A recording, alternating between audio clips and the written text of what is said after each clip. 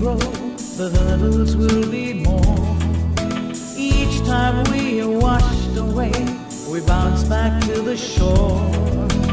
We know we lead the way, keeping odds at bay. See the sun. Okay, I am Sumanto Kundu, Assistant Professor of Department of Electrical Engineering. Today we are going to start our lecture number 3 in module 1 of electric drives E701, and we are going to cover today dynamics of electric drive. So let's go into the details of the topic of today's lecture, that is dynamics of electrical drive. Now, before we go to the details of the dynamics of electric drive, we should know certain basic concept about the classifications of electric drive. So first we are going to cover classification of electric drive. So first we are going to cover classifications of electric drive. Now electric drive can be classified depending on several parameters like load or environment condition, or we can say modes of operation or controlling action, or based on number of machine. So these are the few parameters based on which our electric drives are classified. Okay, so classification of electrical drives. So first is based on load and environment condition, based on modes of operation, based on controlling action, and based on number of machine. Now first is based on load and environment condition. How the load or the environment are forced to develop different types of motors. So first based on load. So first is my based on load. Or based on load, the motors are generally classified into 5 or 6 categories. The first one is continuous, second one is short time, third one is intermittent, fourth one is constant or variable, and fifth one is positive or negative. So these are the classification based on load. Now next, depending on environment, how we can classify the drives. So depending on environment, we generally classified motors into 4 basic categories. Number 1 is temperature proof, number 2 is depending on humidity, number 3 dust and dirty proof, and the final one is vibration and shock proof. So these are the classification of electric drive based on environment. Now next, we have seen motor can be classified based on modes of operation. Okay, and in this category there are 3 basics drives are there. One is called continuous duty cycle, second one is intermittent duty cycle, and third one is short time duty cycle. So these are the classification based on mode of operation. Now we have mentioned we can classify motor based on controlling action. So we are divided into 3 categories: manually controlled, semi automated control, and fully automated control. Okay, So these are the classification based on controlling action. Now based on number of machine, motor are classified into three categories: individual drive, group drive and multi-motor drive. Okay, so now we are going to discuss this three first, that is individual drive, group drive and multi-motor drive. So as the main is mentioned, we can get a brief idea about these drives. So in individual drive, there is only one load is carried with a single electrical drive. Only one load, one motor, one load combination is there for individual drive. So if you see, there is a only one motor, one load condition. And the example of this kind of drives are generally lathe machine and single spindle drilling machines. Okay. Now what are the advantages of this single individual drive system? Now as we seen that there is only one motor and one load combination, so the first advantage is the efficiency of it is very high, because as the load is less, one motor is in use, so the losses are less, so it will improve the efficiency. And another one is that it is very neat in appearance, and it is clean, and safety aspect is also improved rather than the other types of drives. Okay, so this is my advantage of individual drive system, and the advantage is more cost, because if a single motor can run a several load, or a multiple motor combination can run a several load, in that condition the cost will be less. But here the disadvantage is the cost. So here these are my certain advantages and disadvantages. Okay, now next category is group drive system. So next category is my group drive system. So as I have mentioned, here there is a single motor and several load combination. More than one load is carried out with single electrical drive. More than one load is there which is driven by single electrical drive. Okay, now what is the main advantage? The main advantage of this is single drive is enough to drive multiple load. Single drive is enough to drive multiple load, and the installation cost and cost of one single large motor is lesser than the number of smaller motor. Okay, so this is my advantage. So what is my advantage? So these are my advantage. Installation cost and cost of one single large motor will be much less than a number of smaller motor installing capacity. Okay, now what are the disadvantages? The disadvantages, again, its losses is very high, because there are so many load are connected there. So the first disadvantage is it is efficiency and power factor is very less.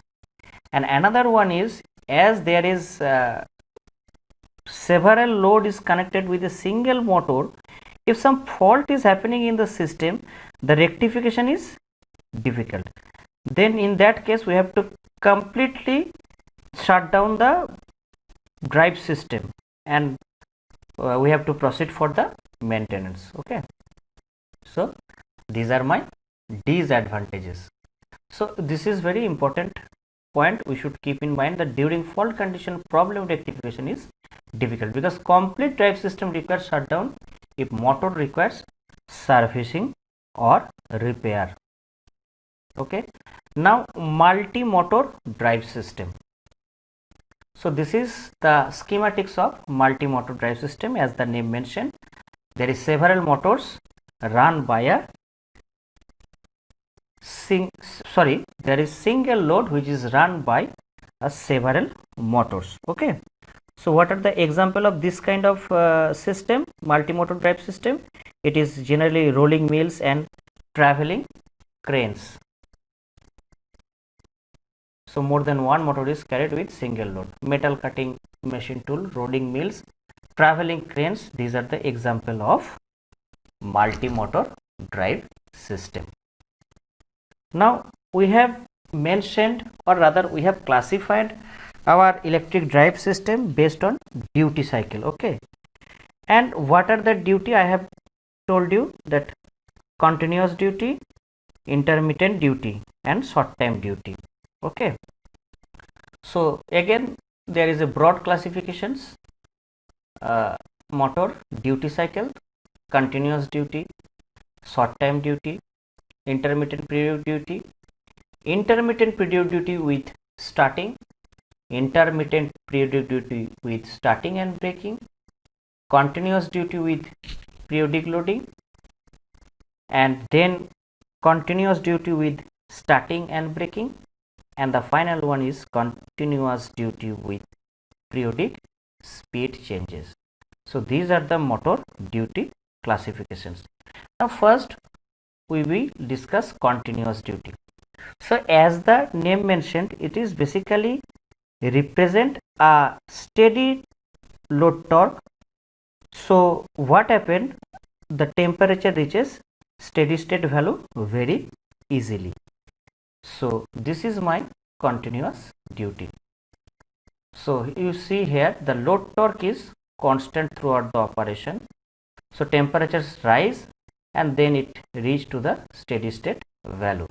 That is, paper drive, compressor, conveyor are the example of continuous duty drive. Okay. Now short time duty is that one, as the name mentioned, the load torque or the motor is operated for a short period and which is generally less than the heating constant of the motor. So what will happen?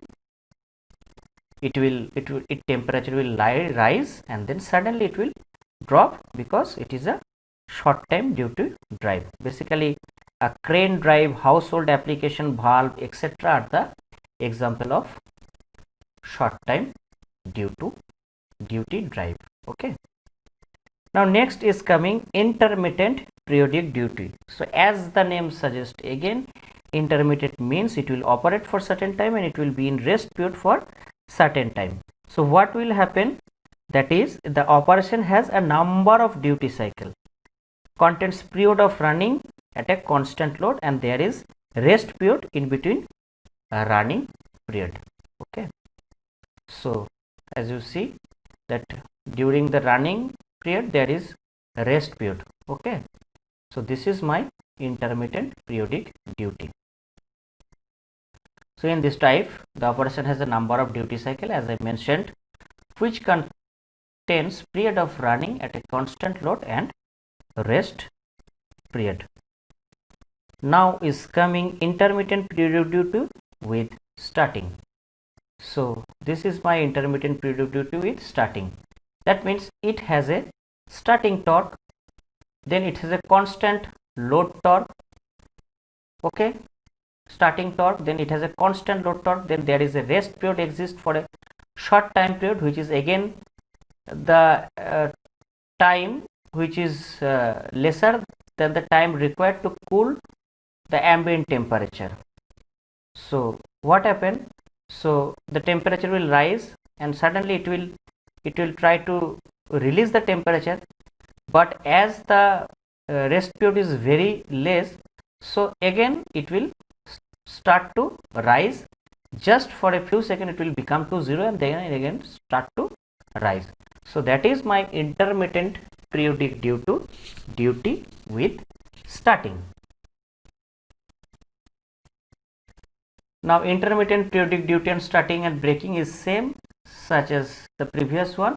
Only difference is that that operating at a rest period is and the constant load, there is the classifications are one more classifications, means first it will reach to the starting torque, then there is a period of operation, and then the constant load torque, and then the rest period. And in case of previous one, it was the starting torque and then the constant load, and then it is rest period. But in case of starting and braking, there is a starting torque, then a running period, then a constant torque of rest period. So here the rest period is higher than that of this intermittent periodic duty with starting. Okay. So billet mill drives, manipulated drives, electric suburban drives are the few example of intermittent periodic duty with starting and braking. So now the most important thing, that is my 4 quadrant operation of drive. Okay. So before we go into the details of 4 quadrant operation, we should know a certain convention about the sign of torque and speed. Now motor speed is considered positive. Motor speed is considered as positive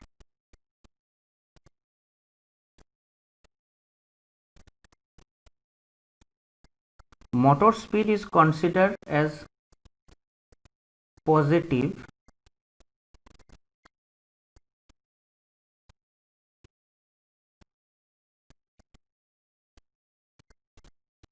when rotating in the positive direction. When rotation is positive, when rotation is positive, motor speed is also positive. Motor speed is positive when rotation is in forward direction. Forward direction it is rotating. Okay. Now the drives which only operate in one direction, forward speed will be their normal speed.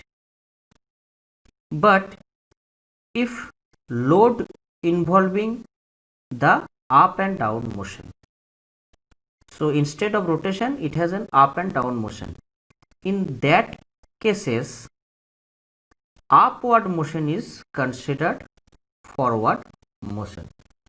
So for up and down motion, upward motion is considered to be the forward motion, and if motor is rotating in this direction, then it is considered to be positive. And for reversible drive, forward speed is chosen arbitrarily, it depends arbitrarily. Okay. So rotation in opposite direction gives reverse speed, which is assigned by negative sign. So rotation in forward direction positive, rotation is negative direction or opposite direction give reverse speed, which is assigned by negative sign. Now what is my positive torque? Now positive torque is defined as the torque which produced acceleration or positive rate of change of speed in forward direction. So for positive torque, the motor will accelerate, and for negative torque, it will deaccelerate. It will deaccelerate. Okay. For negative torque, it will deaccelerate. So these are the few things we should keep into our mind. Okay. And according to this, the motor are classified into 4 quadrant operation or multi quadrant operation. Now one thing you should keep in mind, the rotation can be taken arbitrarily. Here we will consider the anti-clockwise rotation as positive, but anyone can take the clockwise rotation is positive. Okay. So depending on that, the motors are classified into 4 quadrant zone. One is forward motoring, second one is forward braking, then reverse motoring, and then reverse braking. So these are my 4 quadrant operation based on the polarity of voltage and current. When both are positive, that means power is positive, so it is forward motoring mode. And when one is positive and another one is negative, that means mechanical energy is converted into electrical energy, that is power is negative. So you should keep in mind power positive motoring mode, power negative regeneration mode, because in motoring mode mechanical energy is converted into electrical energy, and for regeneration mode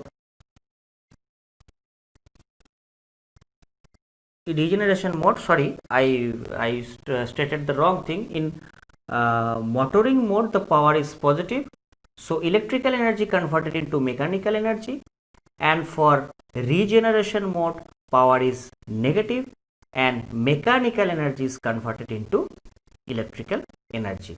And based on that, these are the classifications. Okay, so again this is based on the depending on the polarity of rotation and torque. When both torque and rotation are positive, it is motoring. When any one is negative, then it is regeneration mode. Okay, so this is motoring, and this quadrant 1 and 3 are motoring mode, and these are the 2 and 4 are the regenerating mode. And positive x-axis is clockwise rotation in this direction, and negative axis is in counterclockwise rotation is negative. So this torque is positive torque, and here the negative x-axis is the negative torque. So positive y-axis is positive rotation, negative y-axis negative rotation, positive x-axis positive torque, negative x-axis counterclockwise torque, and that means negative torque.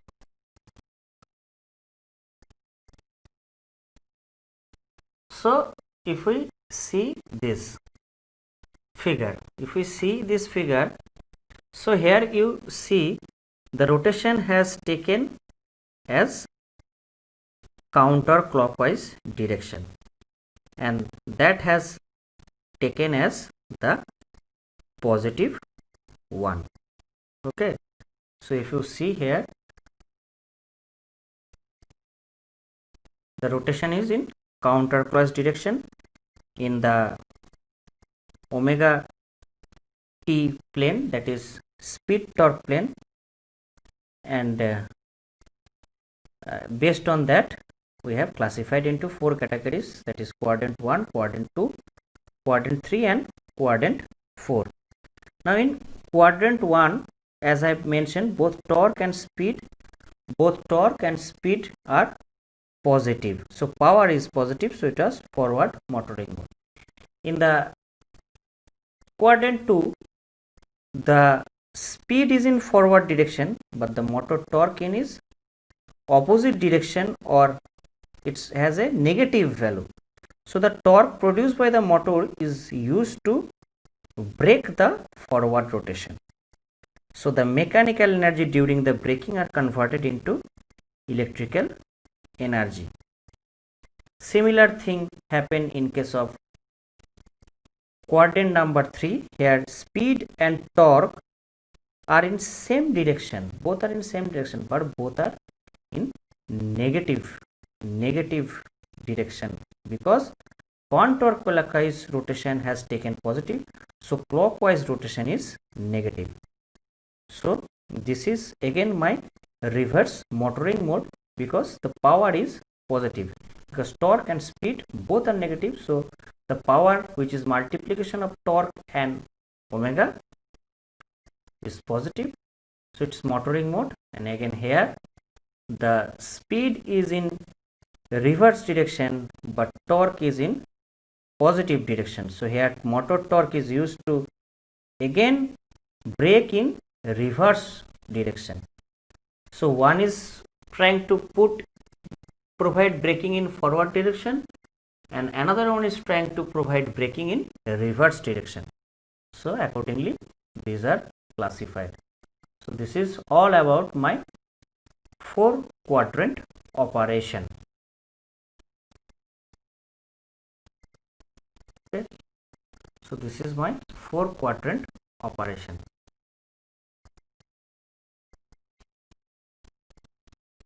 Now we are going to talk about our topic which we have started, that the dynamics of motor load combination drives. Now what is basically dynamics means that when an electric motor rotates in any direction and it is connected to any load, it has some rotational or translation motion.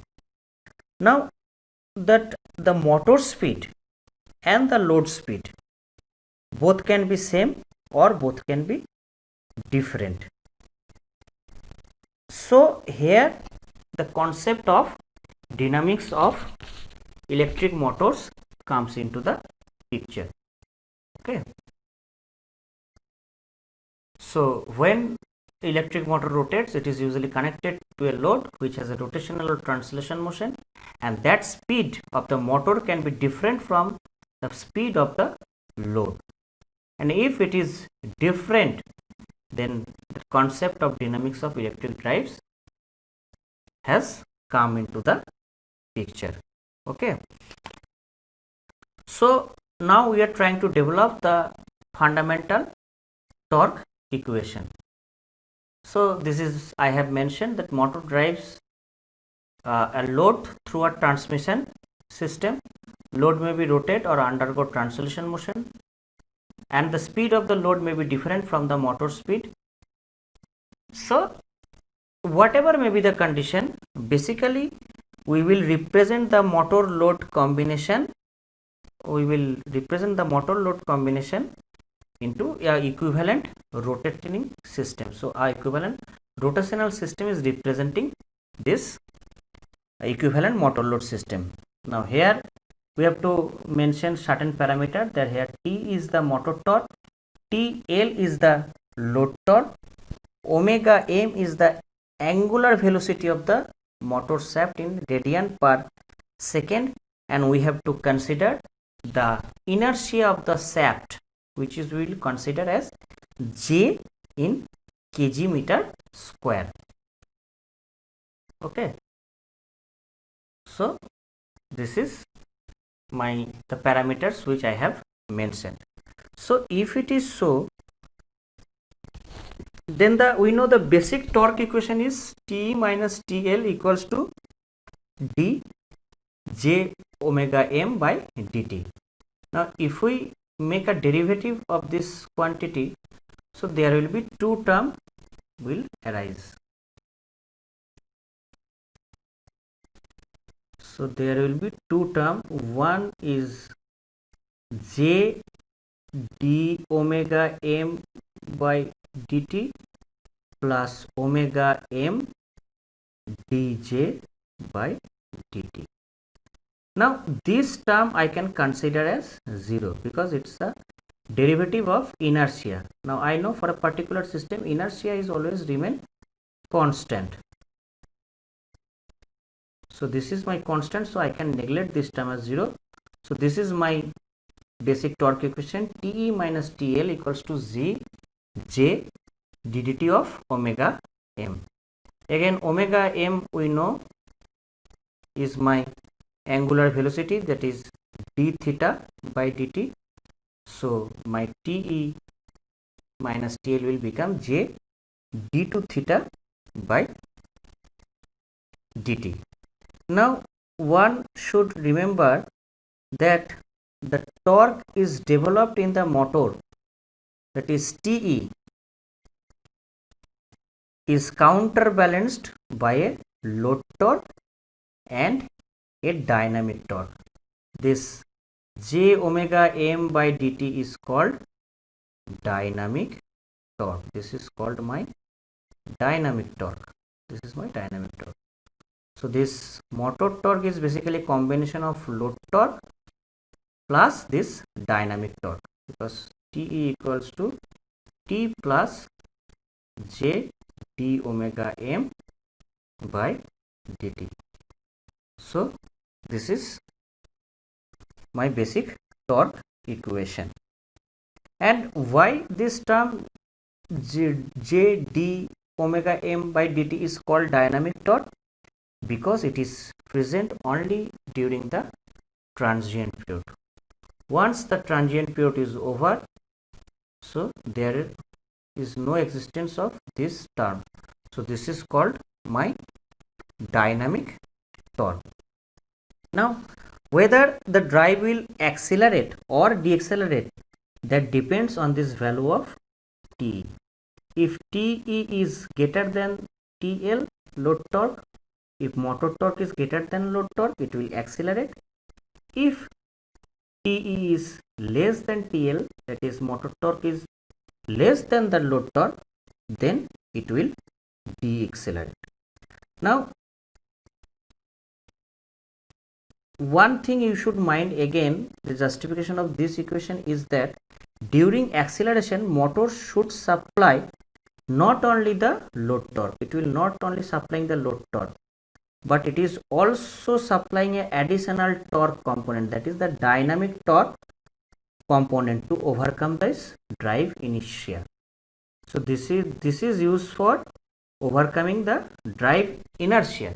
That's why I told that it is called dynamic, because it is only present for transient period, means at the moment of starting. So once the motor had started, it will overcome the inertia, so that time this dynamic torque has no role. So if the drive has large inertia, like our EMU system, that is our local train,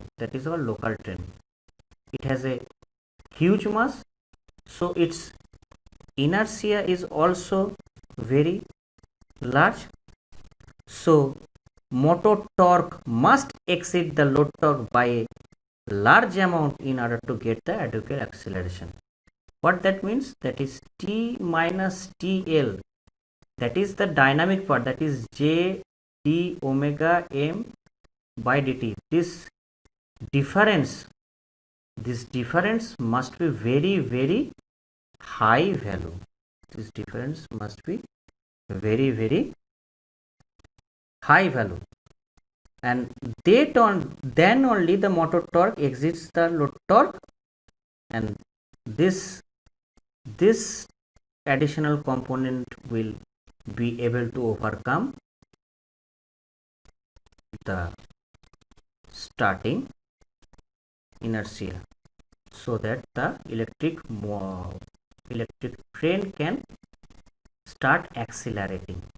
So this difference between Te minus TL must be very large amount. Okay.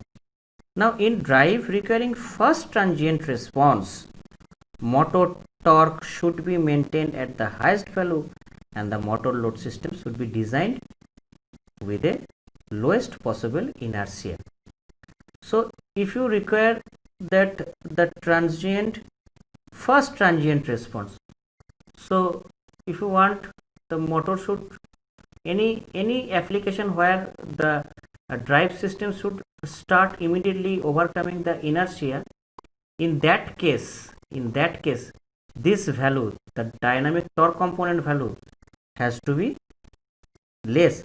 That means the difference between Te minus TL should be the lowest possible inertia value. Okay, so this is all about the basics of dynamics of electric drive of our today's lecture. In next class we will start equivalent values of drive parameter. Thank you.